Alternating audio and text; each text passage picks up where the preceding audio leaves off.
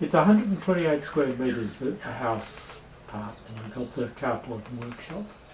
Okay, so we moved here downsizing from a much larger place for a family of six out in the country, and we wanted to move before we had to, so that if we got old and decrepit we could still continue to live in the same place and have established our roots beforehand. So what we have is a much smaller house than we used to have, still very spacious. We asked Brendan and Vanessa Wild to work on a place that would fit our purposes, just for the two of us, for occasional guests. It'd be plenty of spacious with lots of light, thermally efficient, lots of windows to the north, which we've always loved. The one disadvantage of the block we have, although it's very conveniently situated to shops, buses and what have you, the axis, it's got a north-south axis rather than east-west, and so we couldn't have a house that had a large northern frontage. But what Vanessa and Brendan did was to design a place with some clear-story windows and a large raked ceiling, so we get light, northern light in right to the southern end of the house, which is great. It fits our purpose very well. So we've got a house that's a conventional timber framed house with steel and timber cladding and well insulated,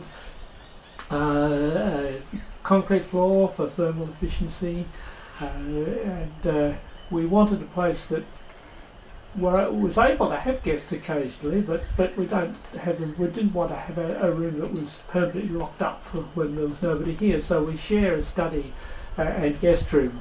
The study has a folding wall bed that folds down for guests, and otherwise it's out of the way and gives us more space there. We also want to design a place that would last us a long time, so we've made it so that it has wide doorways and passageways and plenty of space for wheelchair access in all the rooms, should we need it in the future. So we plan to live here for a long time. So we aim to, we saw ourselves as adding to the stock of efficient housing for old people. Yeah, a bit different from down the road where the vast estates going up of non-north facing. Yes, large houses with no garden. 3 bedrooms for old people. Yeah. We had thought that perhaps we would be not so happy having moved because we really love the place that we used to live in. But we find we don't hanker after it at all. This place has suited us really well. What we love about it is the lightness and brightness, and the warmth in winter, and the warmth in the cooler weather that we've had so far, and the coolness in the hot weather that we had, even though last summer wasn't really all that great a test of it. It seems as if it'll stand up okay. I like the fact that although it's quite small, it doesn't feel cramped to me. I think Vanessa was very clever in her design to make it feel more spacious than it perhaps is. One of our friends came in and said, "Oh, it is a TARDIS," which pleased us quite a lot, because it doesn't look very big from the outside. What we like, I like the curtains, the blinds at least, that don't cover the walls so that we do have room for pictures, but do act as really good insulators. I like the bathroom, which seems to me quite bright. Bathrooms often aren't. And what we have there, again, I think Vanessa's suggestion is having had a skylight put in there and in the passage, so that both of those are fairly bright. One of our friends came, who was staying with us, came out and said, "I couldn't find the light switch." and there hadn't been a light on, but so this was fairly early in the morning. The place was bright, and he hadn't realised that the light was coming from the skylight, not a light. The garden pleases me very much because it's not very big, but it gives us scope to grow things. We've got wicking beds so we can grow veggies, and we've got basically a native garden, mostly indigenous plants.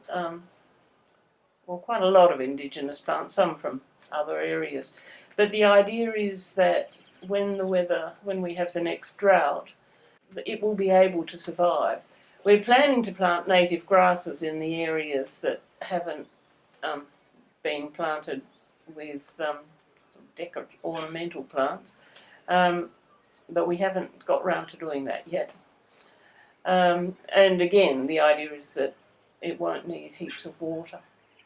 The house itself is 128 square metres. About half of that, I suppose, is our living area, and the rest is bathroom, bedroom, laundry. And in addition to that, we have a small carport and a small workshop, which I love.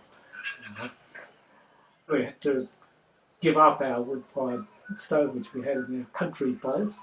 We've certainly got an induction cooking top and ovens and fridges. They're all efficient as far as we can get that way.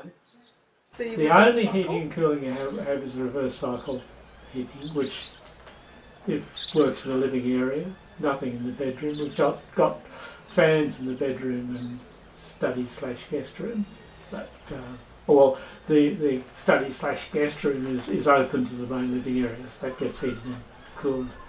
We haven't used the reverse cycle air conditioning very much at all. I don't know whether we will in winter.